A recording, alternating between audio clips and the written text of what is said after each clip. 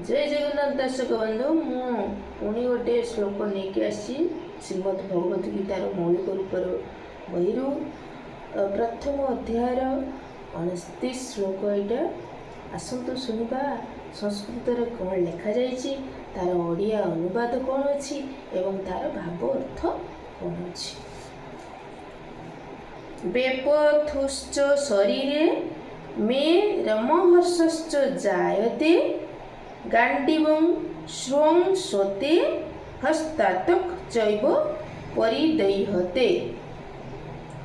ओडिया अनुवाद शुणिबा मोर समस्त शरीर थरी उठुची एवं रम टांकुरु उठुची, मोर गांडीव धनु हाथरू खसी जाउची एवं मोर चर्म दग्धीभूत हो जाउची। भावार्थ शुणिबा दुई प्रकार शरीर कंपन अच्छी एवं दुई प्रकार रोमांच मध्य अच्छी। अति महान दिव्य भाव जात हेले एपरि लक्षण देखा जाए किंबा भौतिक स्थिति रे अत्यधिक भय जाते हेले एपरि हुए। ताले सब कथार दुईटी दिग थाए, गोटे सेंटेंस रो दुईटा मीनिंग थाए।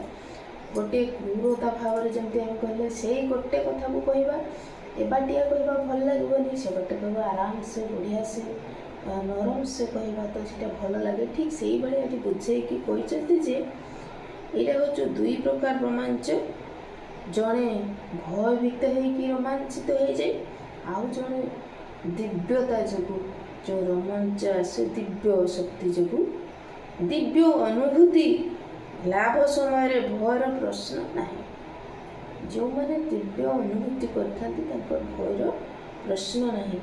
एठारे अर्जुनकर ये जो सब लक्षण प्रकाश पाउची से सब भौतिक भय जो अर्थात जीवन चली जीव ये भय जो एपरी लक्षण प्रकाश पाउ नथिला। यह मध्य अन्य सबु लक्षण ठारू भिन्न। से एते अधैर्य हो पड़िथिले जे तांकर प्रसिद्ध धनु गांडीव तांको हाथरे खसी जाउथला एवं तांकर हृदय पड़ी जली जाउथला। सेथिपाई तांकर चर्म नियारे पड़ी जिबा भली से अनुभव करुथिले। भौतिक धारणा किंबा भौतिक धारारे जीवन यापन करुथुबा जोगु एपरी होउथुला। ताले ए भलिया भावार्थ अछि 29तम श्लोक प्रथम अध्याय।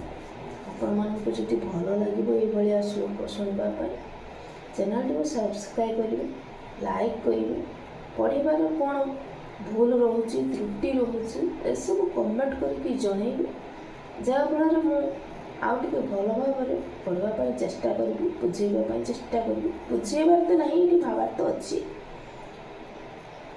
आउ जदि लाइक करेंगे भल लगे शेयर कर।